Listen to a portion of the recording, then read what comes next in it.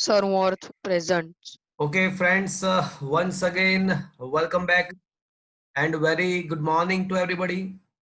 I hope you all are safe. Your family members, your relative, your parents, your friends all are safe. And you are enjoying this new era, this new way of learning. You are enjoying physics as well. Friends, last lecture was the very important. On the last lecture, what we had learned? Ekam Sadish. In the last lecture we had દ્વિવિભાજન. discussed about the unit vector એકમ સદિશો વિશે last લેક્ચરમાં આપણે માહિતી મેળવી હતી અને સદિશનું તેના બે લંબ ઘટકોમાં વિભાજન કેવી રીતે થાય એ પણ ભણ્યા હતા. ઉપરાંત આપણે એવું પણ ભણ્યા હતા કે જો આપણને ઘટકો આપેલા હોય તો એના ઉપરથી આપણે સદિશનું મૂલ્ય અને દિશા શોધી શકીએ. ચલો કોઈ મને કહેશે દિશા શોધવી એનો મતલબ શું કરો? દિશા શોધવી કરવાનો? ખૂણો શોધવો. પેલો ખૂણો શોધવો. x અક્ષ સાથેનો ખૂણો મળી જાય તો આપણને દિશા મળી ગઈ તેવું કહી શકાય. તો ફ્રેન્ડ્સ આપણે લાસ્ટ લેક્ચરની અંદર સદિશોનું વિભાજન અને એના ઘટકો કઈ રીતે પડે એની વાત કરી હતી. થોડાક એમસીક્યુ પણ મેં તમને ચલાવ્યા હશે. આજે હું તમને એક નવી વાત શીખવાડીશ. કોઈ પણ બિંદુના યામ એ જ તેનો સ્થાન સદિશ છે. બિંદુના યામ એ જ તેનો સ્થાન સદિશ છે. તો મિત્રો સમજાવું આખી વાત.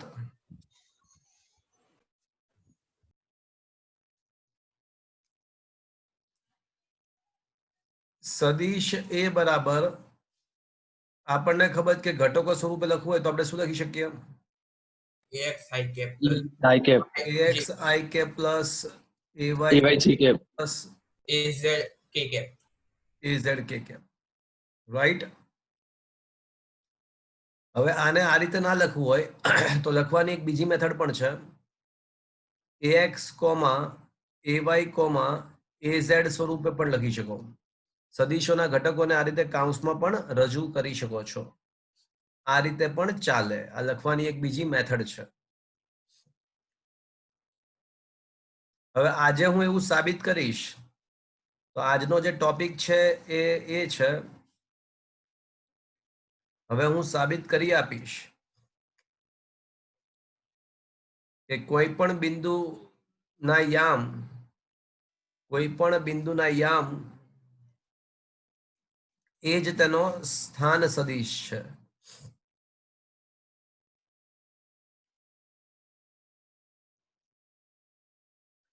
હવે માની લો કે કોઈ બિંદુના XY સમતલની અંદર, ધારો કે XY સમતલમાં કોઈ બિંદુના યામ x1, y1 છે. ધારો કે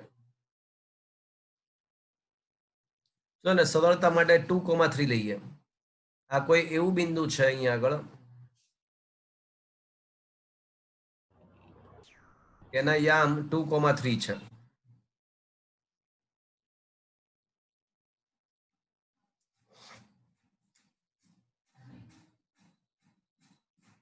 આ કોઈ એવું બિંદુ છે કે જેના યામ 2, 3 છે.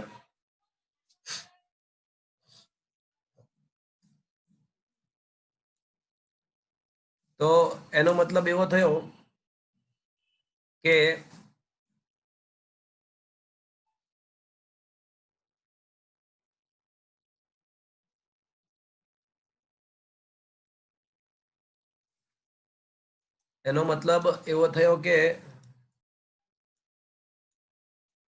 x યામ 2 નો મતલબ x અક્ષ પર 2 સુધી જવાનું અને y યામ 3 નો મતલબ y અક્ષ પર 3 સુધી જવાનું. અર્થાત આ જે છે 2 છે અને આ જે છે 3 છે. શું આ સમજમાં આવ્યું મિત્રો? x અક્ષ પરનું બિંદુ 2 સુધી એટલે આ અંતર 2 હશે. થોડું વધારે સચોટ કહું તો અહીંયા 2 આવશે અને અહીંયા 3 આવશે. અહીંયા કોઈ જગ્યાએ 1 હશે. 1 2 1 2 3 like that. મિત્રો તમને ખબર છે સ્થાન સદિશ કોને કહેવાય? કોઈ કહેશે મને? છે તમારામાંથી કોઈ કે મને કે સ્થાન સદિશ કોને કહેવાય? કોઈ નિશ્ચિત બિંદુએ કણનું સ્થાન દર્શાવે તે સદિશ. ગલત, ગંદી બાત, ગંદી બાત. કોઈ પણ બિંદુ કે કણને ઉગમ બિંદુથી રજૂ કરતો સદિશ, કોઈ પણ કણ કે બિંદુને ઉગમ બિંદુ સાથે જોડતા જે સદિશ મળે તેને તેનો સ્થાન સદિશ કહેવાય. ઉગમ બિંદુને અનુલક્ષીને કણને જોડતો સદિશને તેનો સ્થાન સદિશ કહેવાય. એટલે મિત્રો આને આપણે પી કહી દઈએ તો આ જે ઓપી છે એવું કહી શકાય. અને સ્થાન સદિશને દર્શાવવા માટે જનરલી વેક્ટર આર લખવામાં આવે છે. તો ઓપી બરાબર vector r is equals to કણ અથવા કોઈ બિંદુ અથવા પદાર્થ છે ત્યાં આગળ, તો એ કણનો સ્થાન સદિશ કહેવાય. આપણને ખબર છે કે પી બિંદુના યામ શું છે? 2,3. પણ મારે હવે એવું સાબિત કરવું છે કે એ યામ જ એનો સ્થાન સદિશ ગણી શકાય. એટલે કોઈ પણ વખતે આપણને યામ આપ્યા હોય ને તો એ જ એને જ આપણે સ્થાન સદિશ લઈ શકીએ એવું મારે સાબિત કરવું છે. યામ જ સ્થાન સદિશ લઈ શકાય એવું મારે સાબિત કરવું છે. સર હા બોલો. સર આ સ્થાન સદિશ ઉપયોગમાં શું આવે? આમ સ્થાન સદિશ એટલા માટે ઉપયોગમાં આવે કારણ કે સ્થાન ખબર હોય તો એ સ્થાન ફેરફાર પામે છે કે નહીં ખબર પડે ને. અને સ્થાન ફેરફાર પામે તો કહી શકાય કે પદાર્થ ગતિમાં છે. નગર ખબર પડે કે પદાર્થ ગતિમાં નથી. એટલે સ્થાન સદિશ બદલાય તો જ ખબર પડે ને પદાર્થ ગતિમાં છે. અને સ્થાનાંતર શોધવા માટે આપણે શું કરીશું?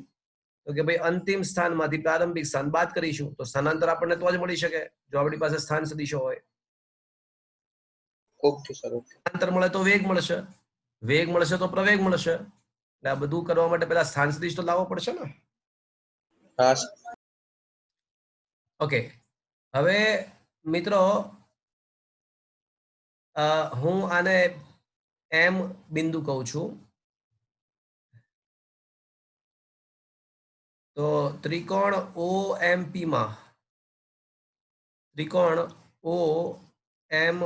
માં ચલો હવે કોઈ મને કહેશે ત્રિકોણની રીતનો ઉપયોગ કરીને કઈ કહેવું છે કોઈને? OM plus PM equals to OP. Can I say OP બરાબર OM plus MP લખી શકાય? 2ik plus 3jk બરાબર. પણ OP તો વેક્ટર R છે. તો વેક્ટર R બરાબર OM, વેક્ટર OM. ચલો વેક્ટર OM ના આપણને ખબર છે કે કોઈ પણ સદિશ મેળવવો હોય તો તેનું મૂલ્ય ઇન્ટુ એકમ સદિશ કરવો પડે. યાદ છે? તો OM નું મૂલ્ય કેટલું છે? 2. એકમ સદિશ શું આવશે? i cap plus MP નું મૂલ્ય શું છે? MP નું કેટલું છે? 3. કઈ દિશામાં છે? હા, એ કઈ દિશામાં જુઓ તો MP ઉત્તર દિશા એટલે ઉત્તર દિશા. ઉત્તર દિશા નહીં, Y ની દિશામાં. પણ મિત્રો યાદ છે તમે આઈ કેપ જે કેપ ના સ્વરૂપમાં ના લખો તો કાઉન્સના સ્વરૂપે પણ લખી શકો. અને તમે તમે કાઉન્સ પણ 2 થી તો શું છે? યામ. આમ સાબિત થાય છે કે કોઈ પણ બિંદુના યામ તે જ તેનો સ્થાન સદિશ છે. એટલે મિત્રો માની લો કે કોઈ બિંદુના યામ આપણને x, y, z આપેલા હોય તો સમજવું કે એનો સ્થાન સદિશ xi plus yj plus zk થશે. તો કોઈ પણ બિંદુના યામ આપણને આપેલા હોય તો એનો મતલબ કે શું આપ્યું છે મિત્રો? તેનો સ્થાન સદિશ. એવું મેં સાબિત કરી આપ્યું. શું આ ખબર પડી મિત્રો? હા સર. હા સર. તો આનો સ્ક્રીનશોટ તમને મોકલાવી દઈશ. આ તમારા બુકમાં નથી આપ્યું, ટેક્સ્ટ બુકમાં પણ નથી, નોટ્સમાં પણ નથી. તો મિત્રો મેં છે ને બ્લેન્ક પેજ તમને નોટ્સ જે આપ્યા છે ને એમાં સામાન્ય સેટ બ્લેન્ક રાખેલી છે. તો તમારી રિસ્પોન્સિબિલિટી, જવાબદારી એવી છે કે તમે આ જે પણ કઈ એક્સ્ટ્રા વસ્તુ તમને મેં લખાવી હોય, કઈ શીખવાડી હોય, એના સ્ક્રીનશોટ મેં મોકલાવ્યા હોય તો તમારે ઓન ધ સેમ ડે એ તમે જે તે થિયોરીની સામેની સાઈડ બ્લેન્ક પેજીસ જે આપેલા છે એમાં તમે એડ કરી દો. એટલે ભવિષ્યમાં તમે જ્યારે વાંચવા બેસશો ત્યારે ટોપિક સમજ વધારે ઇઝીલી પડી જશે. તો let us get back to the topic. તો છેલ્લે આપણે એવું સાબિત કર્યું કે કોઈ પણ બિંદુના યામ એ જ તેનો સ્થાન સદિશ છે. યામ એ જ સ્થાન સદિશ ગણી શકાય. મિત્રો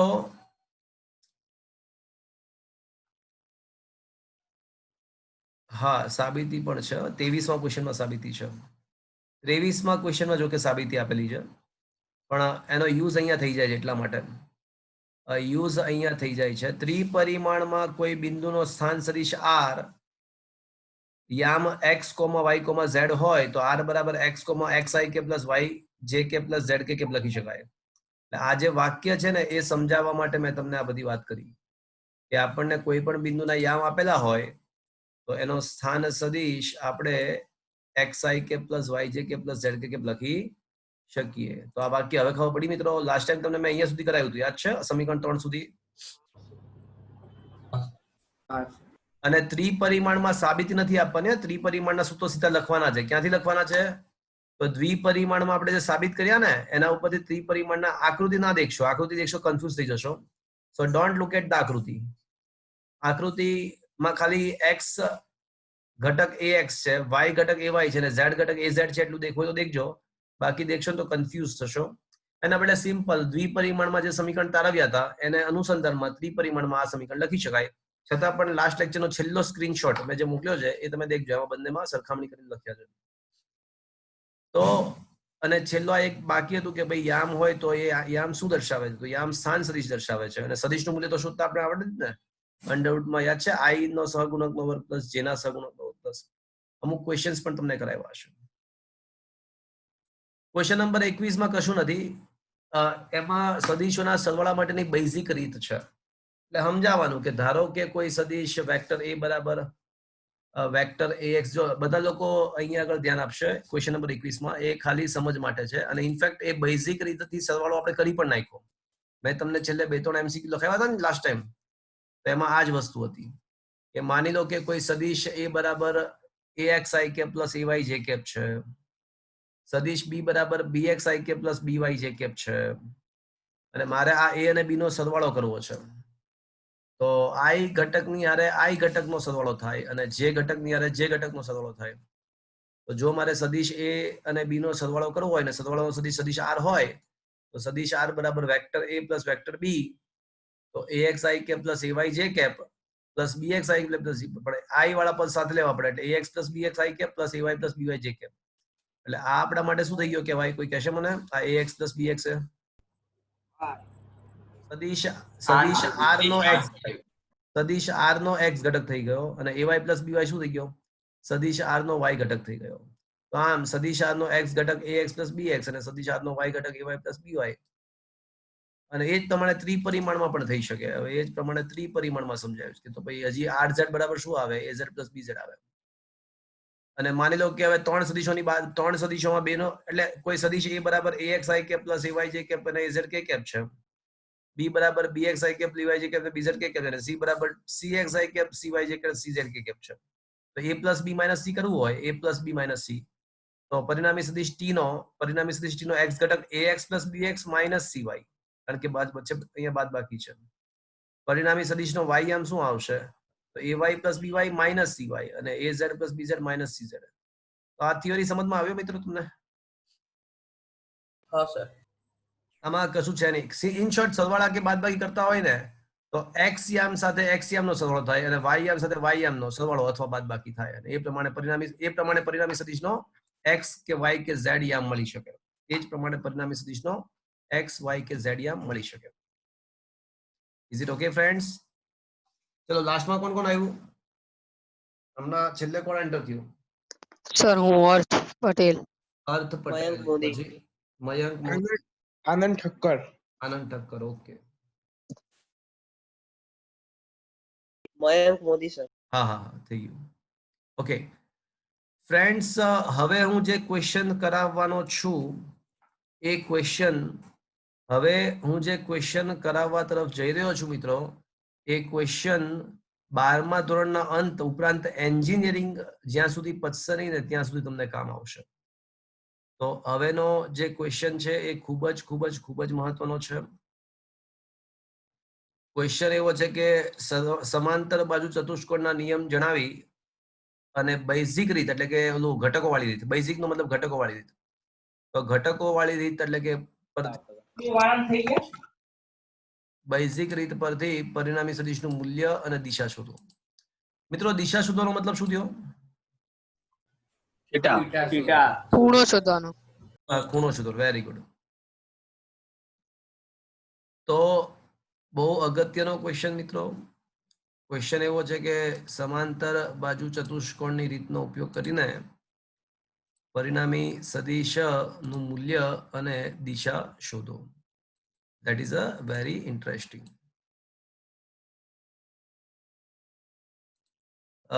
સમાંતર બાજુ ચતુષ્કોણની રીતમાં આપણને ખબર છે કે જે બે સદિશોનો સરવાળો કરવાનો હોય ને એ બંનેના પૃચ્છ તમને ખ્યાલ છે કે બંનેના પૃચ્છ તમારે એક જ બિંદુએથી બતાવવાના હોય. તો મિત્રો આ મેં બે સદિશો A અને B નો સમાંતર બાજુ ચતુષ્કોણની મદદથી પરિણામી સદિશ શોધવો છે. તો મેં શું કર્યું કે બંને સદિશો A અને B ના પૃચ્છ સદિશો A અને B ના પૃચ્છ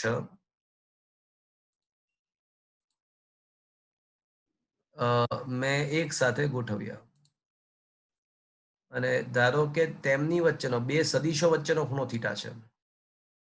પરિણામી સદિશ તો હજી મળ્યો જ નથી. હા, ધારો કે બે સદિશો વચ્ચેનો ખૂણો થીટા છે. તો મયંક છે ત્યાં આગળ? મયંક, હા સર. બોલો. સમાંતર બાજુ ચતુષ્કોણની રીતમાં હવે મારે પરિણામી સદિશ શોધવા માટે શું કરવું જોઈએ? હવે સર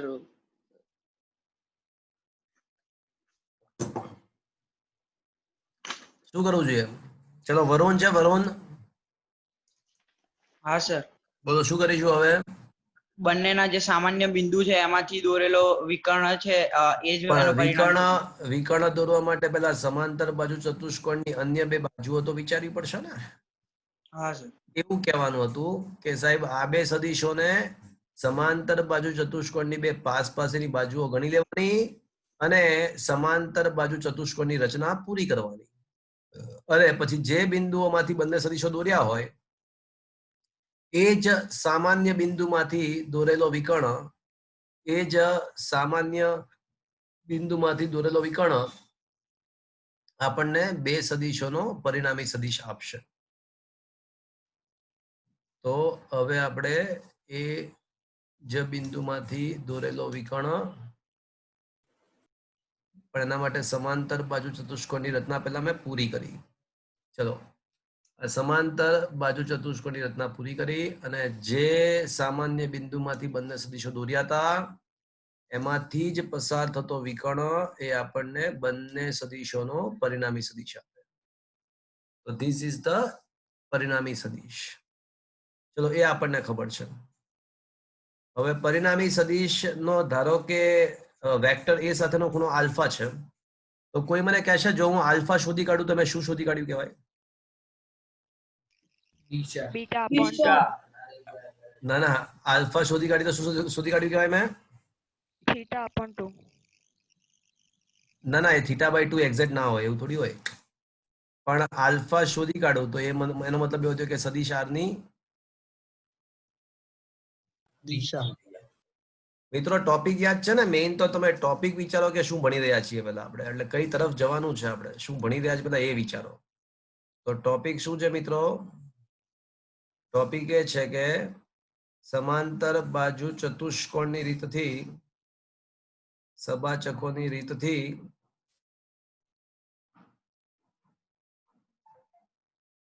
પરિણામી સદિશનું મૂલ્ય અને દિશા શોધવી એ આપણો ટાર્ગેટ છે. This is what is our target. તો જો હું આલ્ફા શોધી કાઢું તો મને શું મળી ગયું કહેવાય મિત્રો? સદિશ દિશાની દિશા. હા, દિશા મળી ગઈ કહેવાય. મિત્રો આલ્ફા એ એક્ઝેક્ટલી θ/2 એવું જરૂરી નથી. હા, આલ્ફા એ એક્ઝેક્ટલી θ/2 હોય એવું જરૂરી બિલકુલ નથી. ઓકે, હા, બંને સદિશો જો એક્ઝેક્ટ સમાન હોય ને તો કદાચ θ/2 થાય, તો પણ આલ્ફા ઇઝ ઇક્વલ ટુ કદાચ θ/2 ના પણ થાય. એટલે it is not necessary at all. હવે મારો ટાર્ગેટ એવો છે કે આ સદિશ આર ની દિશા શોધવી અને મૂલ્ય શોધવું. તો મિત્રો, હવે હું જે અહીંયા કહી રહ્યો છું એ ધ્યાનથી સમજજો. ખૂબ જ મહત્વની વસ્તુ છે. અને જે પરિણામ હવે આપણે મેળવવાનું છે એ પરિણામ ફ્રીક્વન્ટલી, એ પરિણામ વારંવાર ભવિષ્યમાં યુઝ થવાનું છે. એન્જિનિયરિંગમાં, 12મા ધોરણમાં, બધી જગ્યાએ.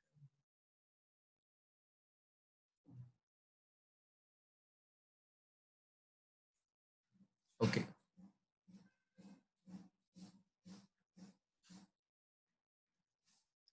આને આપણે ઓ કહી દઈએ. હું આને એ કહું છું. આને આપણે બી કહી દઈએ. અને આર કહીએ. આને આપણે એમ કહીએ. મિત્રો, શું હું એવું કહી શકું કે અહીંયા પણ ખૂણો થીટા છે?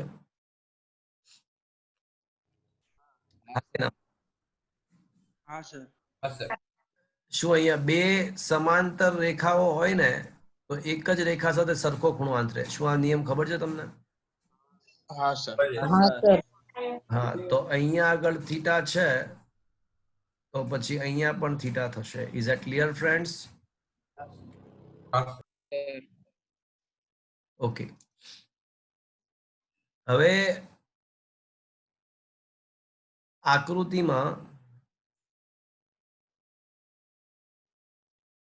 ત્રિકોણ AMR માં કદાચ નામ નિર્દેશન અલગ હોઈ શકે છે. અત્યારે હું જે સમજાવી રહ્યો છું એમાં જે નામ નિર્દેશન કરું છું એના બદલે શક્ય છે કે તમારા નોટ્સની અંદર જે બિંદુઓના નામ આપ્યા હોય ABCD વગેરે એ અલગ હોઈ શકે, પણ પરિણામમાં કોઈ ફરક નથી પડતો. નામ નિર્દેશનથી તો કોઈ ફરક નથી પડતો. ચલો, ત્રિકોણ OMR માં ચલો શું એમાં હું લખી શકું કે cos θ ઇઝ ઇક્વલ ટુ શું થશે? AM upon AR. Very good, AM/AR. ચલો, તમે થોડું વિચાર કરો તો આ જે વેક્ટર AR છે ને, વેક્ટર AR, સદિશ AR, એ ખરેખર કયો સદિશ બનશે? વેક્ટર બી. OB. હા, પરફેક્ટ. એ વેક્ટર બી બનશે. Can you imagine? અને આ AM ખરેખર તો બી નો કયો ઘટક બનશે? અહીંયા સૂર્ય છે એવું વિચારો. અહીંયા આગળ અદિશ ઘટક. હા, એટલે એનો x દિશાનો ઘટક પડશે. તમે જોઈ શકો છો કે આ AM જે છે AM ને AM સ્વરૂપે રાખીએ, કઈ વાંધો, આપણે ઘટક નથી વિચારવા, AM ને AM સ્વરૂપે રાખીએ. તો હવે cos θ બરાબર હું શું લખી શકું? AM તો આમ નામ રાખીએ અને AR ના બદલે શું લખી શકું? AR ના બદલે OB. OB. હા, પણ એ વેક્ટર બી નું મૂલ્ય એટલે માનાંકમાં સદિશ બી, જો ત્રિકોણમિતિમાં ક્યારેય સદિશ ના હોઈ શકે. ત્રિકોણમિતિમાં સદિશના માત્ર મૂલ્ય હોય, એટલે કાં તો માનાંકમાં સદિશ બી લખો ને કાં તો ખાલી સીધે સીધું. બરાબર છે મિત્રો? હા સર. ચાલશે? આ ખબર પડ્યો? ચાલશે. હા સર. હા સર. AM બરાબર હું શું લખી શકું? cos cos θ into b. બી cos θ. બી cos θ. ચલો, ચાલશે. હા સર. હા સર. હવે અહીંયા આગળ sin θ બરાબર શું લખાશે? RM upon AR. upon AR. rm upon ar. RM/AR. Okay, fine. તો કેન આઈ સે RM upon ખાલી બી નું મૂલ્ય? હા સર. હા કે ના? હા સર. હા સર. RM બરાબર શું થાય? b sin θ. Sin theta. બી sin θ. ખરેખર તો સાચું કહો ને તો આ છે ને, તમે ઉપર સૂર્ય છે એવું વિચારો તો આ AM એ ખરેખર તો બી નો x ઘટક થયો અને આ જે વર્ટિકલ ઘટક છે એ જો, એટલે વર્ટિકલ દિશા એટલે y દિશા થઈ, એટલે RM એ બી નો y ઘટક થયો. આ તો તમારી જાણ સારું, જો કે આનું કોઈ કામ નહીં પડે, આ તો તમારું જાણ સારું લખ્યું અમે. તો RM એ બી નો ખરેખર y ઘટક છે અને AM એ ખરેખર બી નો x ઘટક છે. ચલો, પણ અહીંયા સુધી પહોંચ્યા? બે સમજાયું અહીંયા સુધી પહોંચ્યા? હા સર. ઓકે, હવે ત્રિકોણ ઓ એમ આર માં, ચલો ત્રિકોણ ઓ એમ આર માં પાયથાગોરસ ના નિયમ અનુસાર બોલો કોનો બેનો સરવાળો થર્ડ બરાબર થશે? કયા બે બાજુઓનો સરવાળો, વર્ગનો સરવાળો ત્રીજી બાજુના વર્ગ બરાબર થશે? OR square is equal to OM square plus square plus ચલો RM OR square is equals to, can I say OM square plus MR square. R square લખાશે મિત્રો? હા સર. હા સર. અચ્છા, હું OM ના બદલે can I say OA plus MA, OA plus AM the whole square લખી શકું? હા સર. હા સર. હા સર. કારણ કે OM બરાબર OA plus AM ચાલશે. અને હા sir. OR can I say માનાંકમાં સદિશ R નો વર્ગ લખી શકાય જો તો? કારણ કે OR એ શું છે? આફ્ટર ઓલ તો સદિશ R છે. પણ ત્રિકોણમિતિમાં કોઈ દિવસ સદિશ ના હોય. બાજુની લંબાઈ અર્થાત સદિશના મૂલ્ય જ હોય. ત્રિકોણમિતિમાં બાજુની લંબાઈ અર્થાત સદિશના મૂલ્ય જ હોય. તો આમ વેક્ટર R નો માનાંક ઇઝ ઇક્વલ્સ ટુ, ચલો કોઈ મને કહેશે OA શું છે? વેક્ટર એ ના કહેવાય, એટલે એનું મૂલ્ય, ખાલી એનું મૂલ્ય. Is that clear? I repeat, ત્રિકોણમિતિમાં સદિશો નથી. ત્રિકોણમિતિમાં માત્ર બાજુની લંબાઈઓ હોય, એટલે એ સદિશનું માત્ર મૂલ્ય દર્શાવે છે. તો OA બરાબર ખાલી એ કહેવાય. અને આપણે સાબિત કર્યું કે AM બરાબર શું સાબિત કર્યું આપણે? E cos theta. હા, B cos theta. તો A plus B cos theta the whole square લખાશે મિત્રો? હા સર. હા સર. અને RM બરાબર શું સાબિત કર્યું? MR કે B sin theta. B sin theta. તો B sin theta the whole square. શું આ સમજમાં આવ્યું મિત્રો? હા સર. હા સર. તો મિત્રો, અને R નો વર્ગ left hand side vector R ના મૂલ્યનો વર્ગ છે. લેફ્ટ હેન્ડ સાઈડ વર્ગ છે. તો આમ સદિશ R ના મૂલ્યનો વર્ગ, ચલો આનું સાદુરૂપ આપો. A square plus B cos square theta 2AB plus cos sin square theta. plus B square cos square theta plus B B square. square sin square theta. શું તમને આ પૂર્ણવર્ગ પદાવલીનું વિસ્તરણ આવડે ને મિત્રો? હા sir. x square plus y square plus 2xy અથવા x square plus 2xy plus y square. તો A square plus 2AB cos theta plus B square cos. Is that clear to you friends? પૂર્ણવર્ગ પદાવલીનું વિસ્તરણ કર્યું. Okay, sir. હવે મિત્રો મને વિચારીને જણાવો કે છેલ્લા જે બંને પદ છે, B સ્ક્વેર કોમન નીકળે. B square common નીકળે. B square common Square theta લઈએ plus cos square theta. એટલે 1. તો cos square theta plus sin square theta તો શું થઈ જાય મિત્રો? 1. તો આમ સાબિત થાય છે કે વેક્ટર R ના મૂલ્યનો વર્ગ is equals two, can I સે A square plus B square cos square plus sin square તો 1 થઈ ગયું, એટલે A square plus B square plus 2AB cos theta. હા. થાય છે કે સદિશ R નો માનાંક અથવા ખાલી R બરાબર route B square plus 2AB A cos square plus Square B plus B square B square plus plus B square plus 2AB cos theta. જ્યાં થીટા એ સદિશ A અને સદિશ B વચ્ચેનો ખૂણો છે. એટલે મિત્રો પર્વ શુક્લા બોલો, કઈ કહેવું છે? ના સર, ખાલી બોલતી. હા.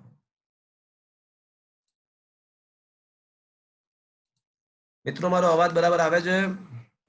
હા સર. જો અવાજ કપાતો હોય ને તો તમારા ત્યાં ઇન્ટરનેટમાં પ્રોબ્લેમ હોવો જોઈએ. અહીંથી બધું બરાબર છે, એટલે તમારું ઇન્ટરનેટ ચેક કરો.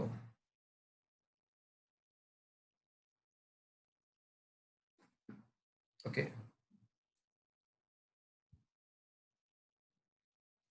છતાં પણ થોડું ઇન્ટરનેટ લાવવાનો ટ્રાય કરું. ઓકે ફ્રેન્ડ્સ, ખૂબ જ અગત્યનું રિઝલ્ટ મળ્યું આપણને કે જો આપણને બે સદિશોના મૂલ્ય આપેલા હોય અને તેમની વચ્ચેનો ખૂણો આપેલો હોય, આ ત્રણ વસ્તુ આપેલી હોય, બે સદીશોના મૂલ્યો આપેલા હોય અને તેમની વચ્ચેનો ખૂણો આપેલો હોય, બે સદીશોના મૂલ્યો અને તેમની વચ્ચેનો ખૂણો આ ત્રણ વસ્તુ આપેલી હોય તો આપણને પરિણામી સદીશનું મૂલ્ય આપણને મળી શકે. So that is a very very important thing we obtain. ચલો આની સિવાય હજી મારે એક વસ્તુ શોધવાની છે. કોઈ મને કહેશે બીજું શું શોધવાનું છે મારે? સર સદીશનું મૂલ્ય. હા. મૂલ્ય. પરિણામી સદીશનું મૂલ્ય તો મળી ગયું. હવે આપણે શું શોધીશું? દિશા. દિશા. અને દિશા શોધવી એનો મતલબ શું થયો? ખૂણો શોધો. હા. થીટા. એટલે આ જે આપણને મળ્યું એ પરિણામી સદીશનું મૂલ્ય મળ્યું. એટલે યાદ કઈ રીતે રાખવાનું કે આપણને જો બે સદીશોના મૂલ્યો આપેલા હોય, અને તેમની વચ્ચેનો ખૂણો, બે સદીશો વચ્ચેનો ખૂણો આપેલો હોય તો આપણને પરિણામી સદીશનું મૂલ્ય મળી શકે આ રીતે √a² + b² + 2ab cos θ. તો આ રીતે આપણને પરિણામી સદીશનું મૂલ્ય મળી શકે. હવે મિત્રો સર તમારો અવાજ કપાય. હા, હવે એટલે ઇન્ટરનેટ ચેન્જ કર્યું મેં. હવે જુઓ તો હવે આવે છે ક્લિયર એકદમ? સર હવે એકદમ સર આવે છે. હા, એટલે હમણાં ઇન્ટરનેટ ચેન્જ કર્યું મેં. ઓકે, હવે now it is clear. Yes sir. Okay fine. હવે મિત્રો શું કરીશું? સદિશ r ની દિશા શોધીશું. અને દિશા શોધવી એટલે આલ્ફા શોધવો. ચલો મિત્રો સાંભળજો બધા. It is a very interesting. ત્રિકોણ ORM માં આકૃતિ પરથી જોઈને મને કહો કે tan આલ્ફા બરાબર શું થશે? MR plus ત્રિકોણ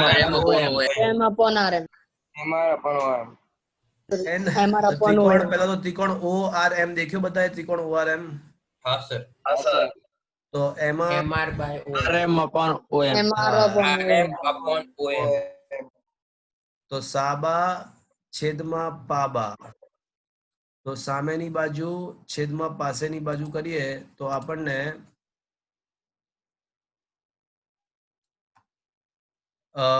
tan આલ્ફા મળશે. હવે RM શું છે? તો RM આપણે સાબિત કર્યું છે T sin θ. b sin θ. અને OM ના બદલે હું OA plus M લખી શકું? હા સર.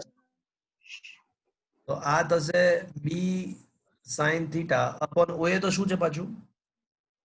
A સદિશ A નું મૂલ્ય એટલે ખાલી A અને A plus P cos θ. તો મિત્રો આ આપણને પરિણામી સદિશનું દિશા પણ મળી ગઈ.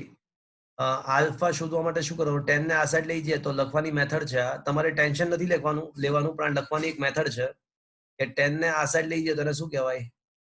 tan ઇનવર્સ કહેવાય. પણ આપણને તમને ખ્યાલ છે કે આપણે ઇનવર્સ કરવાની જરૂર નહીં પડે. આપણે તો tan થીટા પરથી જ થીટા અથવા tan આલ્ફા પરથી જ આલ્ફા શોધી શકીશું. એવું ઇનવર્સ કરવાની જરૂર નહીં પડે. આ તો ખાલી લખવાની એક મેથડ છે. તો આ આપણને આલ્ફા મળી ગયો. અર્થાત શું મળી ગયું મિત્રો? આપણને દિશા. સદિશ r ની દિશા. મળી ગઈ. તો વોટ ઇઝ ધ કન્ક્લુઝન? આના આખી થિયરીનું કન્ક્લુઝન શું છે? તો કન્ક્લુઝન એ છે કે જો બે સદીશોના મૂલ્યો તમને આપેલા હોય અને તેમની વચ્ચેનો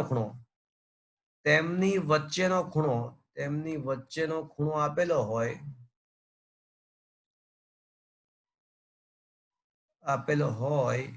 તો આપણને શું મળી જાય? તો પરિણામી સદિશનું મૂલ્ય અને દિશા મળી જાય. અને તેની દિશા મળી જાય. બંને મળી જાય. જો એ જે મૂલ્ય દિશા શોધવાની છે આલ્ફાના સૂત્રમાં પણ કઈ ત્રણ વસ્તુની જરૂર પડશે? તો A, B અને થીટાની જરૂર પડશે. જો એટલે તમારી પાસે A હોય, B હોય અને થીટા હોય એટલે કે તેમના વચ્ચેનો ખૂણો હોય. આ ત્રણ વસ્તુ હોય ને તો તમને પરિણામી સદિશનું મૂલ્ય પણ મળી શકશે અને પરિણામી સદિશની દિશા પણ મળી શકશે. That is the conclusion. શું આ થિયરી સમજમાં આવી મિત્રો? હા સર.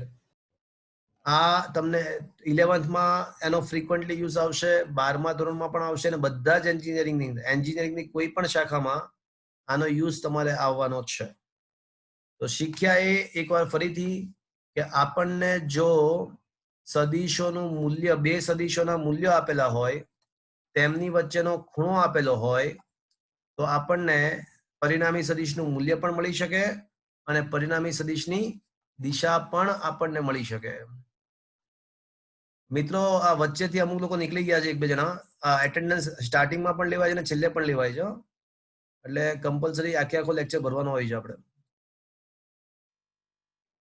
ઓકે, હવે આના એપ્લિકેશન્સ આપણે જરાક જોઈ લઈએ.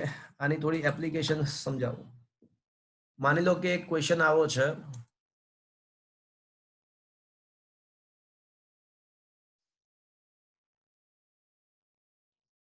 ક્વેશ્ચન એવો છે કે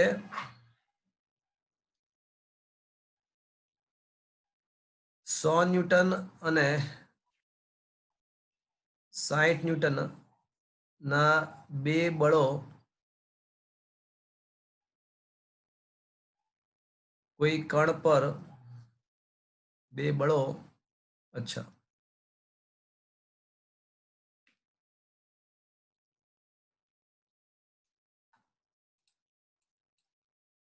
5 કિલોગ્રામ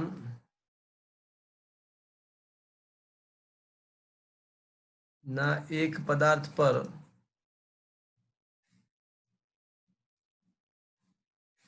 60 ડિગ્રી ખૂણે લાગે છે.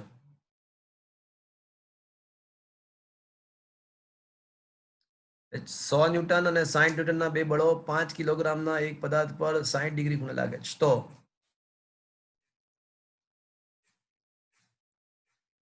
પરિણામી બળ અને પદાર્થમાં ઉદ્ભવતો પ્રવેગ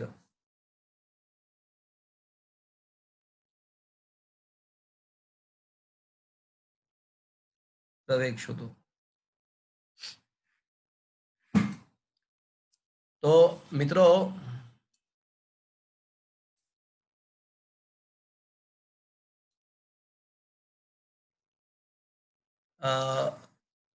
ક્વેશ્ચન એવો છે કે પરિણામી બળ શોધવાનું છે.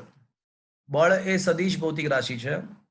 તો સદિશ F બરાબર સદિશ F1 પ્લસ સદિશ F2 આ પરિણામી બળ છે. પણ તમને હજી આજે જ આપણે શીખ્યા કે માનાંકમાં F શોધવું હોય તો શું કરવું પડશે?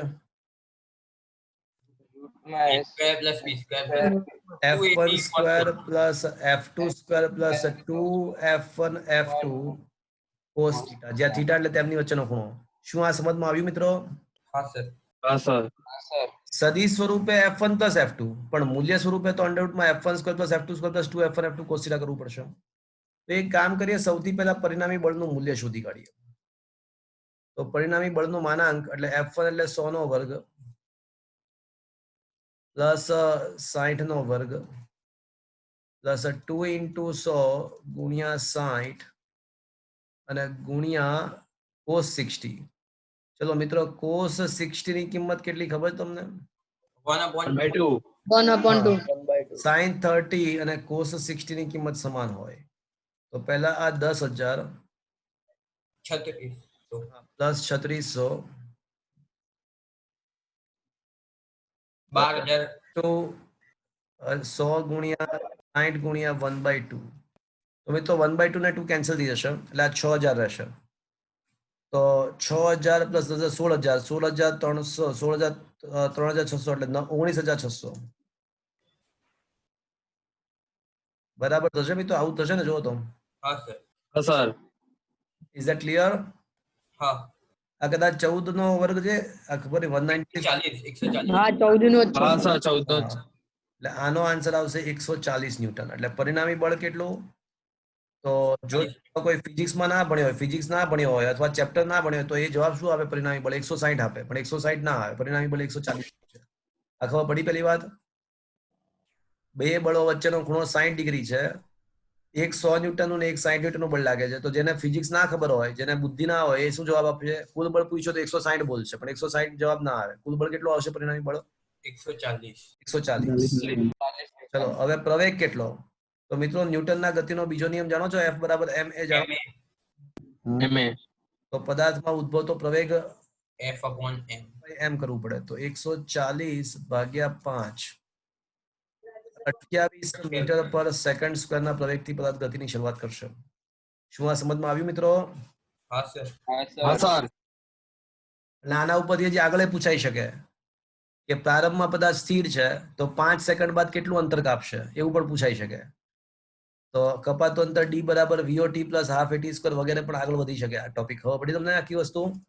હા સર. એટલે આ તમને આ ક્યાં કામ આવી ખબર પડી? જબરજસ્ત કામ આવે. આ રીતે પ્રેક્ટિકલ એપ્લિકેશન્સમાં આ મેથડ કામ આવી શકે. પછી સ્થાનાંતર પૂછ્યું તો VOT plus half AT square કરો, પ્રારંભિક વેગ 0, સમય આપ્યો હોય તો આપણને સ્થાનાંતર કેટલું થાય પણ મળી શકે. શું મિત્રો આ સમજમાં આવ્યું હું શું કહી રહ્યો છું તમને? આ મેથડ પ્રેક્ટિકલી કામ આવે, ખ્યાલ આવ્યો? હા. તો આ રીતના એપ્લિકેશન્સમાં આ મેથડ કામ આવી શકતી હોય છે. Once again getting back to the our original theory.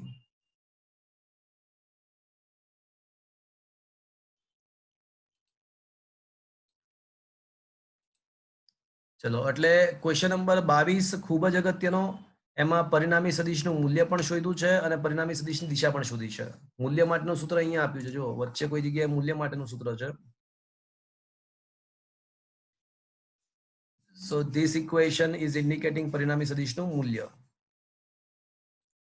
અને આ આલ્ફા વાળું જે સૂત્ર છે એ તેની દિશા. બંને સૂત્ર તમારે યાદ રાખવાના છે. બંને સૂત્ર યાદ રાખવાના છે. આ મૂલ્ય આપે છે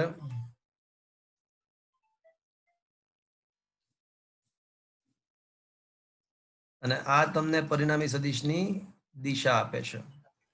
આ બંને સમીકરણ તમારે યાદ રાખવાના છે. Is that clear friends? હા સર. ચલો ક્વેશ્ચન નંબર 23. ક્વેશ્ચન નંબર 23 ની વાત થઈ ગઈ છે. સ્થાન સદિશ અને સ્થાનાંતર. હા મિત્રો, હવે આપણું ગતિશાસ્ત્ર સ્ટાર્ટ થયું. 22માં ક્વેશ્ચન સુધી તો માત્ર સદિશોનું બીજગણિત હતું. 22માં ક્વેશ્ચન સુધી તો માત્ર સદિશોનું બીજગણિત હતું અને ગતિશાસ્ત્ર હવે સ્ટાર્ટ થાય છે. હવે આપણું ગતિશાસ્ત્ર દ્વિપરિમાણમાં ગતિ, ચેપ્ટરનું નામ છે દ્વિપરિમાણમાં ગતિ. એ ચેપ્ટર હવે સ્ટાર્ટ થાય છે. અત્યાર સુધી માત્ર સદિશોના બીજગણિતની વાત હતી. સદિશોના સરવાળા બાદબાકી કઈ રીતે થાય, એના માટેના નિયમો શું છે, એના ઘટકો કઈ રીતે પડે, સરવાળો કઈ રીતે થાય, પરિણામી સદિશ બે સદિશોના મૂલ્ય અને એની વચ્ચેનો ખૂણો આપ્યો હોય તો પરિણામી સદિશનું મૂલ્યની દિશા કઈ રીતે મળે, એ બધી વાત હવે પતી. હવે ખરેખર ગતિશાસ્ત્ર સ્ટાર્ટ થયું. તો હવે આપણે સ્થાન સદિશ, પછી સ્થાનાંતર સદિશ, પછી વેગ સરેરાશ વેગ કોને કહેવાય, એ સરેરાશ વેગમાં, પછી તત્કાલીન વેગ કોને કહેવાય, અને વેગના ઘટકો, પ્રવેગ અને સરેરાશ પ્રવેગ અને તત્કાલીન પ્રવેગ સમજીશું. એટલે વળી પાછું ટ્રેક પર આવી ગયા. કયા ચેપ્ટરના ટ્રેક પર આવી ગયા? ચેપ્ટર 3. એક્ઝેક્ટલી. ચેપ્ટર 3 ના હવે જે ટ્રેક જે હતો ને એ જ ટ્રેક પર આવી ગયા. ખાલી ફરક એટલો કે ચેપ્ટર 3 માં છે ને એક પરિમાણ હતું એટલે એમાં સદિશ વગર બધું સમજ્યા હતા. એક પરિમાણ હતું એટલે સદિશ વગર સમજ્યા હતા. અને હવે બધી જ વસ્તુ આપણે, બધી જ ભૌતિક રાશિઓ હવે સદિશ સમજીશું. બાકી વાત એની એ જ છે. તો મિત્રો, સ્થાન સદિશ તમને ખ્યાલ છે, મેં તમને આજે સ્ટાર્ટિંગમાં જ સાબિત કર્યું કે કોઈ પણ બિંદુના યામ તમને આપેલા હોય તો એ યામ પોતે જ શું ગણી શકાય? સ્થાન સદિશ. માની લો કે આ પી બિંદુના યામ x, y છે, જે બતાવ્યા. જો માની લો કે પી બિંદુના યામ x, y છે, એટલે x અક્ષ પર x છે અને y અક્ષ પર y છે, તો પછી એનો સ્થાન સદિશ શું સાબિત થઈ જશે? XY. IK plus YJK. xik plus yjk સાબિત થઈ જાય. ઓકે. હા સર. સ્થાનાંતર સદિશ કોને કહેવાય? તો સ્થાનાંતર સદિશ શોધવા માટે લુક એટ ધ સેકન્ડ આકૃતિ.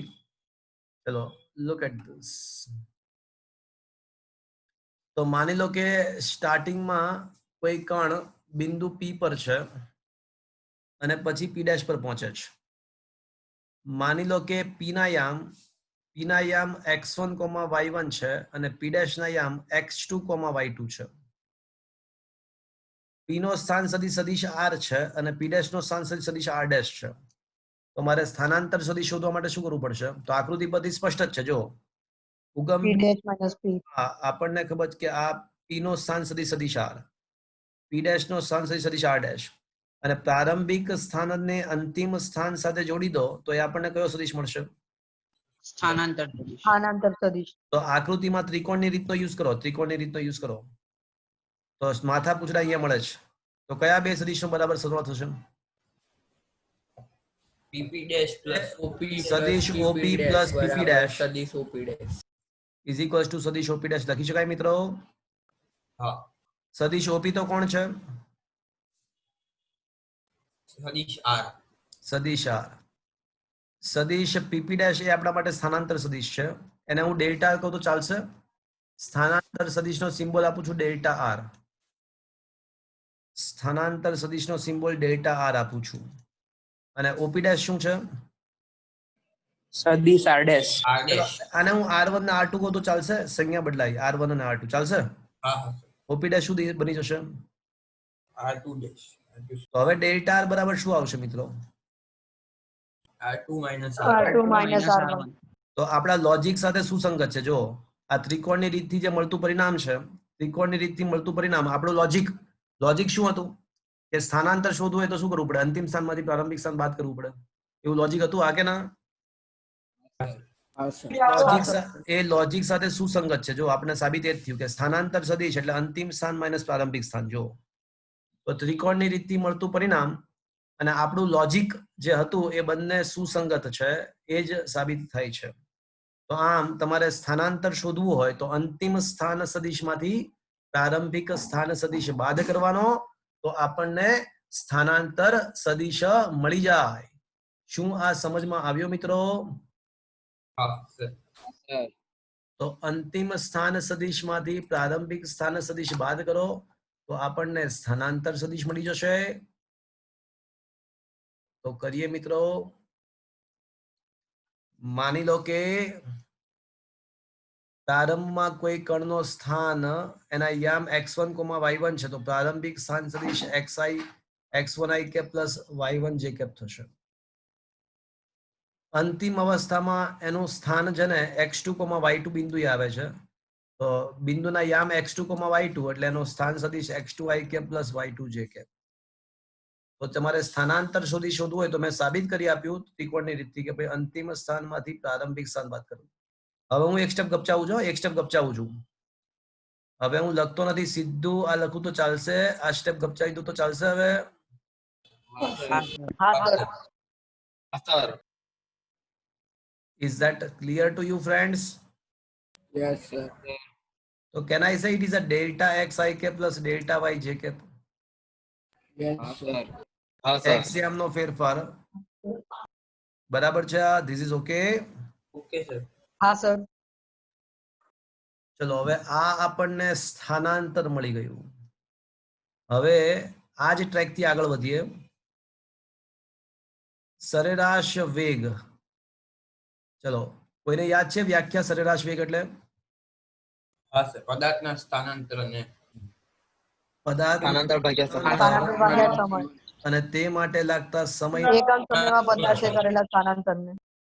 હવે આ સરેરાશની આ સંજ્ઞા છે, આ એંગ્યુલર બ્રેકેટ એ સરેરાશની સંજ્ઞા છે. તો સરેરાશ વેગ તો વ્યાખ્યા અનુસાર સ્થાનાંતર ભાગ્યા સમય. ચલો આ સમજમાં આવ્યું મિત્રો? yes sir પણ હમણાં જ તો સાબિત કર્યું. શું સાબિત કર્યું? કે સ્થાનાંતર તો આપણે સાબિત કરી ચૂક્યા છીએ કે ડેલ્ટા xi કે પ્લસ ડેલ્ટા y j કે. હા કે ના? હા sir हाँ सर. અરે ભાગ્યા શું કરીશું? delta t delta t. તો મિત્રો આવું લખી શકાય કે delta x upon delta t i cap personally ભાગી નાખ્યું, અલગ અલગ છેદ આપ્યા. Delta y by delta t j cap. સર કરી શકાય. હા સર. એટલે આ આપણને મળી ગયું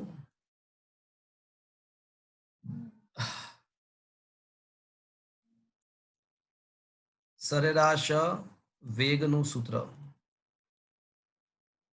મિત્રો સરેરાશ વેગની દિશા કઈ? તો કે ભાઈ વેગ એ સદિશ ભૌતિક રાશિ છે અને તેની દિશા તો સૂત્ર પરથી સ્પષ્ટ છે કે સ્થાનાંતરની જે દિશા હશે એ જ વેગની દિશા હશે. એટલે માની લો કે કોઈ કણ અહીંથી આ પી બિંદુએથી પી ડેશ બિંદુએ પહોંચે છે. પી નો સ્થાન સદિશ R1 છે પી ડેશ નો સ્થાન સદિશ R2 છે, તો આ P થી P ડેશ ને જોડતો સદિશ આમ તો સ્થાનાંતર સદિશ છે, પણ આ જ કોની દિશા થઈ? સરેરાશ વેગની. સરેરાશ વેગની. વેગની પણ દિશા કહેવાય. શું આ સમજમાં આવ્યો મિત્રો? હા સર. હા, સર. તો સરેરાશ વેગ એ સદિશ ભૌતિક રાશિ છે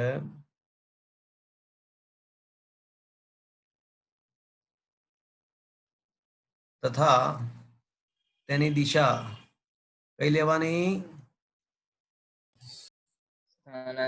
સ્થાનાંતરની. સ્થાનાંતરની દિશામાં. એનો એકમ તો તમે જાણતા હશો, મીટર પ્રતિ સેકન્ડ થાય ને દિશામાં લેવી. હા સર. હા સર. હવે મિત્રો, હવે સરેરાશ વેગ પતી ગયો. હવે તત્કાલીન વેગ વિચારીએ. તો આપણને ખબર છે કે તત્કાલીન વેગ માટે શું કરવાનું? તો કે ભાઈ સરેરાશ dx/dt. સૂત્રમાં બોલો, યાદ છે શું કરશું? સરેરાશ વેગના સૂત્રમાં સમયગાળો શૂન્ય બદલેવાનો. અતિ સૂક્ષ્મ સમયગાળો પરફેક્ટ કે ભાઈ સરેરાશ વેગનું જે સૂત્ર છે ને હેને, એમાં સમયગાળો ખૂબ જ નાનો કરી નાખીએ ને તો આપણને તત્કાલીન વેગ મળી જાય.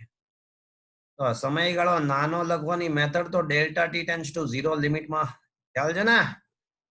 હા. તો સરેરાશ વેગના સૂત્રમાં સમયગાળો નાનો લઈએ તો આપણને તત્કાલીન વેગ મળી જાય. પણ સરેરાશ વેગનું સૂત્ર તો લખો ભાઈ. તો સરેરાશ વેગનું સૂત્ર લખીએ અને આપણને એ વાતનો પણ ખ્યાલ છે કે જ્યારે આ લિમિટ ડેલ્ટા ટેન્ડ્સ ટુ 0 હોય, limit delta t tends to 0 જ્યારે આવશે ત્યારે ડેલ્ટા નું રૂપાંતર શેમાં થઈ જશે મિત્રો? dx/dt. તો હવે સૂત્ર શું બની જશે મિત્રો? dx/dt i cap plus dy/dt j cap. Plus dy/dt j cap. તો આ માત્ર કોનું સૂત્ર મળી ગયું આપણને? તત્કાલીન વેગ. તત્કાલીન વેગનું સૂત્ર મળી ગયું મિત્રો. તો કોઈ તમને એવું પૂછે કે ભાઈ તત્કાલીન વેગનો x ઘટક કયો? તો I નો જે સહગુણક હોય ને કોઈ પણ સદિશ માટે, જે I નો સહગુણક હોય ને એ x ઘટક કહેવાય અને j નો સહગુણક y ઘટક કહેવાય. તો વેગનો x ઘટક કેટલો એવું કોઈ પૂછે તો શું લખવાનું આવશે મિત્રો? dx/dt. હા, તો dx/dt લખવાનું આવશે. અને એવું પૂછે કે વેગનો y ઘટક કેટલો? dy/dt. dy/dt. પરફેક્ટ. અને કોઈ તમને એવું પૂછે કે ચલો હવે અમારે વેગનું મૂલ્ય શોધવું છે, વેગનું મૂલ્ય, તો કોઈ પણ સદિશનું મૂલ્ય શોધવાની મેથડ તો ખબર જ છે ને તમને? શું કરવું જોઈએ? એના ઘટકોનો under v1 અંડરરૂટમાં plus. કરવાનો. યાદ છે તમને મિત્રો? હા સર. સદિશનું હા, મૂલ્ય સર. શોધવા માટે શું કરવાનું? કે એના ઘટકોનો વર્ગમૂળમાં વર્ગ કરી અને સરવાળો કરવાનો. યાદ છે ને? અને હા, સર. યાદ કરો લાસ્ટ લેક્ચર. તો દિશા શોધવા માટે યાદ છે તેનો y ઘટક ભાગ્યા x ઘટક કરવાનો. તો સદિશનો y-યામ ભાગ્યા x-યામ કરીએ ને તો એની દિશા પણ મળી જાય. તો આ સૂત્ર પરિણામી વેગનું મૂલ્ય આપશે અને આ સૂત્ર તેની દિશા આપશે. અને યાદ કરો હજી એક વાત કે સરેરાશ વેગ શોધવા માટે યાદ છે બે બિંદુઓને જોડવા પડે, પણ તત્કાલીન વેગ આલેખમાં શોધવા માટે શું કરવું પડે? જે તે બિંદુએ જે તે બિંદુએ સ્પર્શક. સ્પર્શક દોરવો પડે. હા, તો આલેખમાં તત્કાલીન વેગની દિશા શોધવા માટે શું કરવું પડશે? સ્પર્શક દોરવો પડશે. સ્પર્શક દોરો. શું આ મિત્રો સમજમાં આવ્યો? તો મિત્રો સ્થાન, સ્થાનાંતર, સરેરાશ વેગ અને તત્કાલીન વેગ આટલી થિયરીઓ, ચારેક થિયરીઓ આપણે ડિસ્કસ કરી. આ બધી જ થર્ડ ચેપ્ટર પ્રમાણે જ છે, પણ અમુક ફેરફારો છે. થર્ડ ચેપ્ટરમાં સદિશ આઈ કેપ જે કેપ નહોતા આવતા, એ લાવવાની જરૂર પણ નહોતી કારણ કે એક પરિમાણમાં હતું. અહીંયા દ્વિપરિમાણ છે એટલે એ લાવવું પડે. તો મિત્રો પહેલા સ્થાન સમજ્યા ક્વેશ્ચન નંબર 23 માં, એમાં સ્થાનાંતર પણ સમજ્યા. સ્થાનાંતરનું સૂત્ર ડેલ્ટા એક્સ આઈ કે પ્લસ ડેલ્ટા વાય જે કે મેળવ્યું. પછી સરેરાશ વેગ સમજ્યા અને પછી તત્કાલીન વેગ સમજ્યા અને છેલ્લે એવું સમજાયું કે આ ઘટકો સ્વરૂપે પણ એટલે ક્વેશ્ચન નંબર છે ને મેં એકચ્યુઅલમાં ક્વેશ્ચન નંબર 25 અને 26 બંને સાથે સમજાવી દીધા. 25 માં ખાલી સૂત્ર સ્વરૂપે લખ્યું છે કે સરેરાશ વેગ તો delta r by delta t છે. તો જો સમયગાળો ખૂબ જ નાનો ઘટાડતા જઈએ અને tends to 0 delta t tends to 0 લઈ લઈએ તો એવા સંજોગોમાં જે વેગ મળશે તત્કાલીન વેગ મળશે. તો આમ તત્કાલીન વેગ બરાબર delta r by delta t ના બદલે dr બાય dt થઈ જશે. એટલે r ના સ્વરૂપમાં લખો તો dr બાય dt, પણ હવે ઓલા x અને y ના સ્વરૂપમાં ફેરવીએ તો એના એ પછીના થિયરીમાં આવે છે. તો આમ કહી શકાય કે સ્થાન r નું સમયની સાપેક્ષે વિકલન આપણને વેગ અથવા તત્કાલીન વેગ આપે છે. અને કોઈ પણ બિંદુ પાસે વેગ શોધવા માટે શું કરવું પડે? તે બિંદુ પાસે સ્પર્શક સ્પર્શક દોરવો પડે. સ્પર્શક દોરવો પડે. આટલું સમજ પડી મિત્રો? હવે તત્કાલીન વેગના ઘટકો સમજાવો. હવે તત્કાલીન વેગના ઘટકો સમજાવો. એટલે પહેલા ઘટક વગર સમજ્યા, પહેલા તત્કાલીન વેગ ઘટક વગર સમજ્યો, હવે તત્કાલીન વેગના ઘટકો સમજીશું. તો હવે ડેલ્ટા ના બદલે શું લખવું જોઈએ મિત્રો ઘટકો સ્વરૂપે હોય તો ડેલ્ટા xi કે પ્લસ ડેલ્ટા yj કે. તો એ બધું અહીંયા સમજાવ્યું. મેં જેમણા કીધું હતું ને એ બધી વાત આવી ગઈ. તો vx બરાબર dx upon dt, vy બરાબર dy by dt. તો મૂલ્ય શોધવા માટે under route vx plus vs vy square કરવું અને દિશા શોધવા માટે tan થીટા કરવું, vy ભાગ્યા vx. તો આમ સરેરાશ વેગ અને તત્કાલીન વેગ સમજી ગયા. આ જ ટ્રેક પર પ્રવેગ સમજી શકાય, આ જ ટ્રેક પર પ્રવેગ સમજી શકાય. પરંતુ એ પ્રવેગ સમજતા પહેલા એક ક્વેશ્ચન ભૂતકાળમાં કોઈએ મને પૂછ્યો હતો. એક ક્વેશ્ચન, આ ક્વેશ્ચન મને કોઈકે પૂછ્યો હતો ભૂતકાળમાં. તો ત્યારે મેં કીધું કે ચોથા ચેપ્ટરમાં આવશે ત્યારે વાત કરીશું. And the question was, this was the question, the very first question is that the same question. કદાચ કોઈકે મને પૂછ્યો હતો આ ક્વેશ્ચન. હા વહી ગયું. Yeah, here it is. चलो क्वेश्चन नंबर 10 देखो. क्वेश्चन नंबर 10 देखो. ગતિ કરતા કણના t સમયે x યામ આલ્ફા t ક્યુબ અને y યામ બીટા t ક્યુબ છે. તો t સમય બાદ ઝડપ કેટલી? ઝડપ એટલે વેગનું મૂલ્ય. ઝડપ એટલે વેગનું મૂલ્ય. ચલો x યામ શું છે? Alpha t cube. હા કે ના? તો તમે dx upon dt કરશો તો મિત્રો તમને શું મળશે? વેગનો x યામ મળશે. ચલો વિકલન કરો આનું તો શું મળશે? 3 t square. 3 alpha Alpha t square. બરાબર છે મિત્રો. આલ્ફા બાર આવી જાય અને t ક્યુબ નું ઘાત આગળ, ઘાતમાં એકનો ઘટાડો. y યામ પણ આપણને આપેલો છે, સ્થાનનો y યામ આપેલો છે. તો y યામ કેટલો? બીટા t ક્યુબ આપેલો છે. તો y યામ નું સમયની સાપેક્ષે વિકલન કરીએ તો વેગનો y યામ મળશે 3 beta t square. 3 beta t square. હવે તમને ઝડપ પૂછી છે, ઝડપ પૂછી એટલે વેગનું મૂલ્ય શોધવાનું. ઝડપ બરાબર વેગનું મૂલ્ય, અને વેગનું મૂલ્ય હમણાં જ વાત કરી કઈ રીતે મળે આપણને? vx square plus plus vy square. તો આ થઈ જશે 3 આલ્ફા t સ્ક્વેર નો square plus 3 beta plus t 3 beta t square નો square.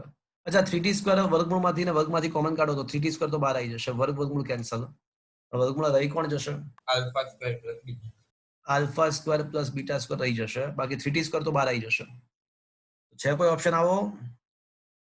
option b. Option B. શું તમને આ સમજમાં આવ્યો? હા sir. ચલો ક્વેશ્ચન નંબર 4 देखो. 4 एमसीक्यू में नंबर 4 देखो.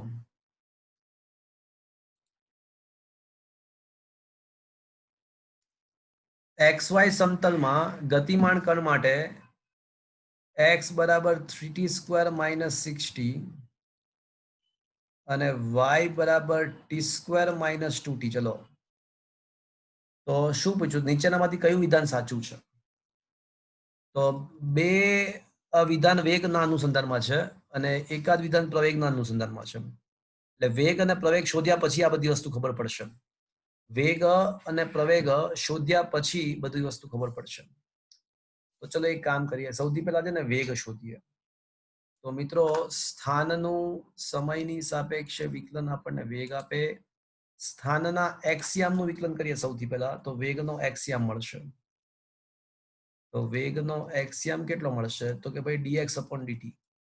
તો કરો વિકલન મિત્રો. 60 minus 6.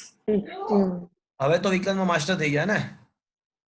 3 બાર t સ્ક્વેર નું તો t એટલે 6t થશે અને માઇનસ 6 બાર t નું t ની સાપેક્ષે 1 થાય એટલે માઇનસ 6. ચલો વેગનો y યામ શું આવશે? 2t minus 2. હવે મિત્રો જો t બરાબર 0 મૂકવામાં આવે ને તો વેગનો x યામ છે ને -6 થાય અને વેગનો વાયમ -2 થાય તો શું પરિણામી વેગ શૂન્ય બની શકે? ના. ના. ના બની શકે.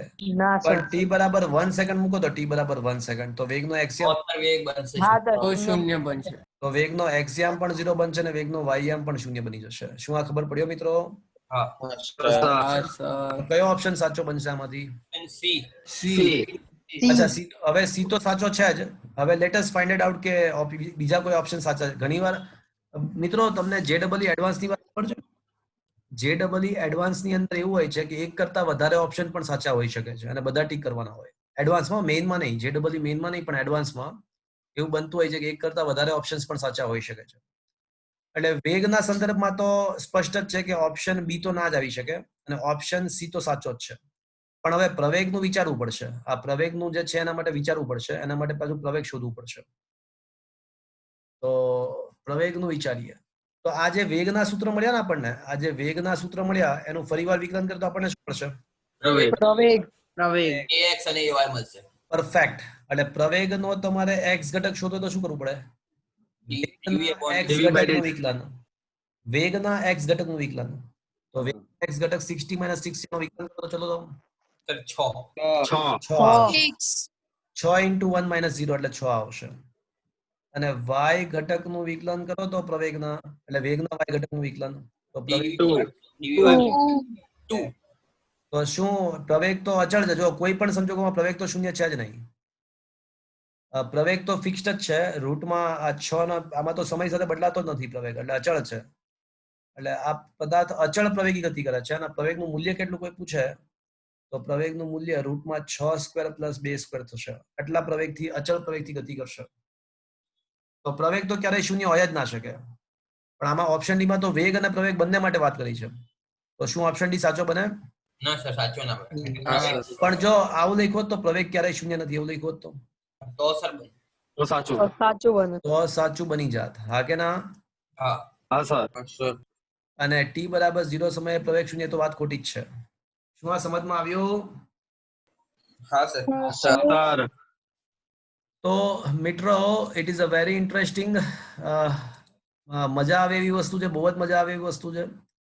અચ્છા આ રહ્યું જો મિત્રો, સેકન્ડ ક્વેશ્ચન પતી ગયો. જો સેકન્ડ ક્વેશ્ચનમાં શું આન્સર આવશે? 140 140. સમજમાં આવ્યો ને મિત્રો? ચલો, એટલે મજા આવે એવી વાત છે. ચલો હવે આપણે એક કામ કરીએ. વેગ અને હવે સરેરાશ વેગ અને તત્કાલીન વેગ સરેરાશ વેગ અને સરેરાશ તત્કાલીન વેગ તો પતી ગયા. હવે સરેરાશ પ્રવેગ અને તત્કાલીન પ્રવેગ શોધી જ કાઢીએ. એની થિયરી પતાવી દઈએ એટલે આ વેગ પ્રવેગની વાર્તાઓ બધી આજે ફિનિશ થઈ જાય. અને હવે તમને ખબર છે ટ્રેક શું છે. હવે તમને એ પણ ખ્યાલ છે કે ટ્રેક શું કરવાનો છે. ચલો હવે પહેલા સરેરાશ પ્રવેગ સમજાવી દો તમને, અને પછી તત્કાલીન પ્રવેગ સમજાવી દો. ચલો બે જ 1 જ મિનિટનું કામ છે.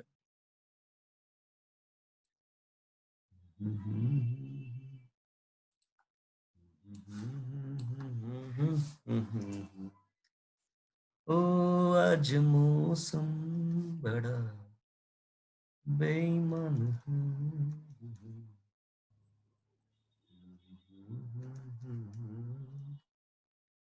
तूफान है कोई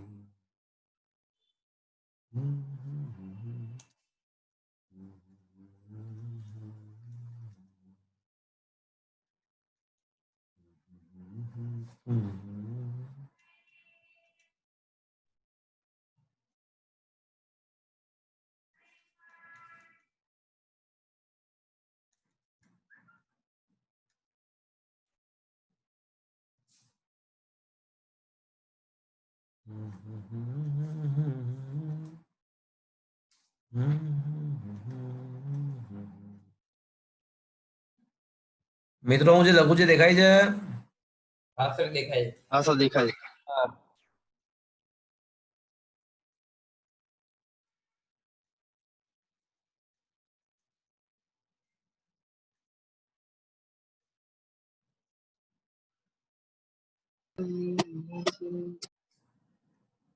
ચલો તો આ તત્કાલીન વેગની વાત થઈ. હવે વાત કરીશું કોની? પ્રવેગ સરેરાશ પ્રવેગ. પ્રવેગ.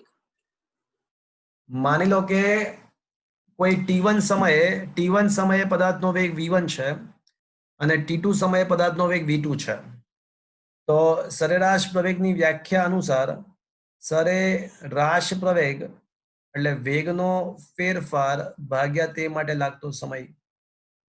તો મિત્રો ધારો કે અંતિમ વેગ v2 હોય, પ્રારંભિક વેગ v1 હોય અને સમય તેના માટે લાગતો t2 - t1 થશે. જો t1 સમયે વેગ v1 અને t2 સમયે વેગ v2 લઈએ તો શું આ મિત્રો સમજમાં આવ્યું? હા સર. સર આ આપણા માટે સરેરાશ વેગ થયો. તો મિત્રો માની લો કે v2 છે ને એ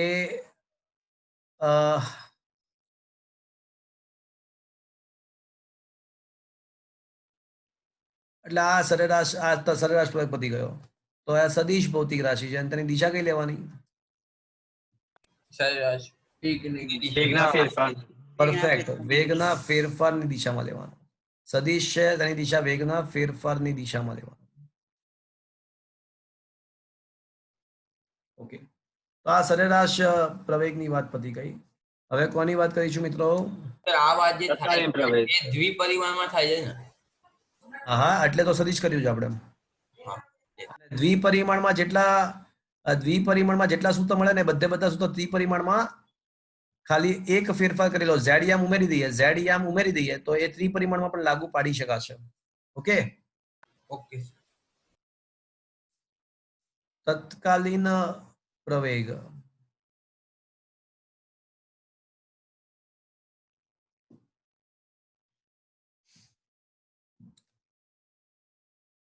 જો સરેરાશ પ્રવેગના સૂત્રમાં સમયગાળો ખૂબ જ નાનો લેવામાં આવે, અર્થાત limit delta t tends to 0 delta v by delta t કરીએ તો આપણને સરેરાશ પ્રવેગ ના બદલે તત્કાલીન પ્રવેગ મળી જાય. પણ જ્યારે તમને ખબર છે કે જ્યારે આપણે આવું કરીએ તો that will be converted into dv by dt. dv by dt. તો મિત્રો આમ સાબિત થાય છે કે વેગનું સમયની સાપેક્ષે વિકલન આપણને પ્રવેગ આપે. હવે ઘટકો સ્વરૂપે વિચારીએ. ચલો, આ સૂત્ર તો મળી ગયું. હા, હજી એક વસ્તુ કરી શકાય. આમાં હજી એક સ્ટેપ ઉમેરી શકાય. પરંતુ તમને યાદ છે v બરાબર પાછું શું હતું? dx by dt. ના, હવે dx by dt ભૂલી જવાનો. હવે dr by dt યાદ રાખવાનું. dx by dt તો ખાલી વેગનો x ઘટક જ આપશે. જો dx by dt તો ખાલી વેગનો x ઘટક જ આપે. Is that clear? હા સર. એ તો એક પરિમાણમાં ખાલી x દિશામાં જ ગતિ હતી એટલે ખાલી એક જ dx upon dt જ લખતા હતા આપણે. dy અલગથી dy by dt નહોતું આવતું. સમજ્યા? હા સર. dr by dt થશે. તો હવે આ કિંમત અહીંયા મૂકી દો. તો હવે પ્રવેગ બરાબર શું આવશે? ddt of dr by dt. તો આને તમે લખી શકો d square r by dt square લખી શકો. તો આ થઈ ગયું r ના સ્વરૂપમાં. ચલો હવે ઘટકો પાડીએ. હવે ઘટકો સ્વરૂપમાં ચલો, વેગના બદલે હું શું લખી શકું મિત્રો? Can I say vx I cap plus vy j cap? હા પાડો.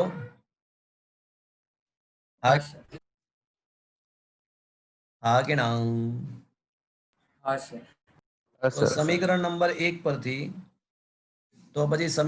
1 પરથી વેક્ટર a બરાબર શું આવશે? પ્રવેગ બરાબર ddt of અને વેગના બદલે એનું સૂત્ર vx I cap plus vy j cap. તો આમ સાબિત થાય છે કે પ્રવેગ બરાબર વેગના x ઘટકનું વિકલન આપણને પ્રવેગનો x ઘટક આપશે. એ તો કોમન સેન્સ જ છે ને. વેગના y ઘટકનું વિકલન આપણને પ્રવેગનો y ઘટક આપશે. તો આને આપણે પ્રવેગનો i નો જે સહગુણક હોય ને હંમેશા તે ભૌતિક રાશિનો x ઘટક કહેવાય અને જેના સહગુણકને તેનો y ઘટક કહેવાય. તો આને સરખાઈ દઈએ તો પ્રવેગનો x ઘટક શું? તો વેગના x ઘટકનું સમયની સાપેક્ષે વિકલન. પ્રવેગનો y ઘટક શું? તો વેગના y ઘટકનું સમયની સાપેક્ષે વિકલન. પરંતુ તમને યાદ હોય તો vx બરાબર પાછું શું હતું યાદ છે તમને? dx upon dt પણ હતું vx બરાબર, તો vx ના બદલે dx upon dt લખી નાખીએ. તો સ્થાનનો x યામનું 2 વખત વિકલન કરીએ તો પ્રવેગનો x યામ મળે, અને એ જ પ્રમાણે નું 2 વખત એટલે dy by dt હતું. તો સ્થાનના y યામનો 2 વખત વિકલન કરીએ તો આપણને પ્રવેગનો y યામ મળે. નહીં તો કોમન સેન્સ જ છે ને, પહેલી વારનું વિકલન વેગ આપે ને બીજી વારનું વિકલન પ્રવેગ આપે, તો કોમન સેન્સ જ છે. તો આ આપણને આ રીતે પ્રવેગના ઘટકો મળે. તત્કાલીન પ્રવેગનું મૂલ્ય કઈ રીતે મળશે? તો ઘટકો મળી જાય તો રૂટમાં ax સ્ક્વેર પ્લસ ay, તો સ્ટાન્ડર્ડ મેથડ જ છે. કોઈ પણ સદિશના મૂલ્ય માટે તો આ સ્ટાન્ડર્ડ જ મેથડ છે. અને દિશા શોધવા માટેની પણ સ્ટાન્ડર્ડ રીત જ છે કે ભાઈ y યામ ભાગ્યા x યામ કરો એટલે આપણને tan થીટા મળે. એટલે આ આપણને મૂલ્ય આપશે અને આ આપણને એની દિશા આપશે. શું મિત્રો આ સમજમાં આવ્યું? હા sir. Sir Is that clear, friends? હા sir. So friends, today's lecture is the very interesting and important. તો આજે આપણે ખરેખર ગતિશાસ્ત્ર પણ સ્ટાર્ટ કરી નાખ્યું, અને એમાં સ્થાન, સ્થાનાંતર, સરેરાશ વેગ, તત્કાલીન વેગ, સરેરાશ પ્રવેગ અને તત્કાલીન પ્રવેગના ઇક્વેશન્સ પણ સાબિત કરી નાખ્યા. અને તમે જુઓ તો એ થર્ડ ચેપ્ટરના લક્ષ્ય કદમ પર જ છે, અને એટલા માટે હું કહેતો હોઉં છું કે થર્ડ ચેપ્ટર વ્યવસ્થિત ભણો તો ચોથું ચેપ્ટર તમને ફટાફટ આવડી જશે. શું મિત્રો આ સમજમાં આવ્યું? Yes sir. હા સર. તો મિત્રો ક્વેશ્ચન નંબર 27 પણ પતી ગયો, અને ક્વેશ્ચન નંબર 28 પણ પતી ગયો. તત્કાલીન પ્રવેગની વાત પણ પતી ગઈ. અને ઇન્ફેક્ટ ક્વેશ્ચન નંબર આના ઘટકો સ્વરૂપે નથી આમાં. 28મો ક્વેશ્ચનમાં આ છે ને, આર્ય ઘટકો આર્ય ax બરાબર dvx by dt અને dy by dt છે જ. એટલે r નું 2 વખતનું વિકલન પણ છે. તો ક્વેશ્ચન નંબર 28 સુધી ડિસ્કસ કર્યું. તો હવે લેટ્સ સી આના બેઝ પર કોઈ દાખલા હોય તો આપણે એકવાર ચેક કરીએ. વેગ પ્રવેગ વગેરે કઈ શોધવાના દાખલાઓ હોય, યા હિયર ઇટ ઇઝ. ચલો સમજ્યા? જો ક્વેશ્ચન નંબર 4 તમને આવડશે. હવે ઉદાહરણ નંબર 4 તમને આવડશે. Look at this. આપણને સ્થાન સૂત્ર આપ્યું છે કે 3t i cap plus 2t square j cap plus 0.5 k cap. તો તમને શું પૂછ્યું છે કે ભાઈ કણનો વેગ અને પ્રવેગ શોધો, અને t બરાબર 1 સેકન્ડ માટે વેગનું મૂલ્ય અને દિશા શોધો. તો આપણને સ્થાન સૂત્ર આપ્યું છે અને વેગનું મૂલ્ય અને દિશા શોધવાની છે, અને વેગ અને પ્રવેગના સૂત્ર પણ મેળવવાના છે. ચલો તો સૌથી પહેલું કામ તમે મને કહો શું કરશું મિત્રો? વેગ શોધવા માટે શું કરીશું પહેલા તો, અને પછી પ્રવેગ શોધવા માટે શું કરીશું? તો આ r નું સાપેક્ષે વિકલન આપણને વેગ આપશે. તો અત્યારે એક સ્ટેપ હું બતાવું છું તમને, પણ ભવિષ્યમાં આ સ્ટેપ તમને હવે હું ગપચાઈ દઈશ. 0.5 જે કેપ છે કે 5 જે કેપ છે? અહીંયા 5 છે. ચલો સોલ્યુશનમાં 0.5 લખ્યું છે કે 0.5 5 લઈને કર્યું છે કે 0.5 લઈને કર્યું છે? 5. તો રકમમાં 5 કરી નાખજો ને. તો 5 કે કેપ. ચલો વિકલન કરો 3t 3 બાર. t નું શું થશે? t નું શું થાય? 1. અલે t નું 1 થાય લા. અને i કેપ યથાવત, i કેપ યથાવત. ચલો 2 બાર. t સ્ક્વેર નો 40. 40 j cap. 40 એટલે કુલ થઈને 40 જે કેપ. અને છેલ્લે 5 હોય કે 0.5 હોય કોઈ ફરક જ નહીં પડતો. 5 હોય કે 0.5 હોય કોઈ ફરક જ નહીં પડતો. શું આવશે? 5 k cap. 0 કે ખાલી 0 કે કેપલા. અલા અચળ પદ છે, એનું વિકલન શું થાય? 0. 0 લખો કે 0 કે કેપ લખો કોઈ ફરક નહીં પડતો. 0 કે કેપ લખવાનો કોઈ મતલબ નથી. ઓકે, તો વેગનું સૂત્ર આપણને મળી ગયું. શું મળી ગયું મિત્રો? 3i cap plus 4t j cap. Perfect. 4t j cap.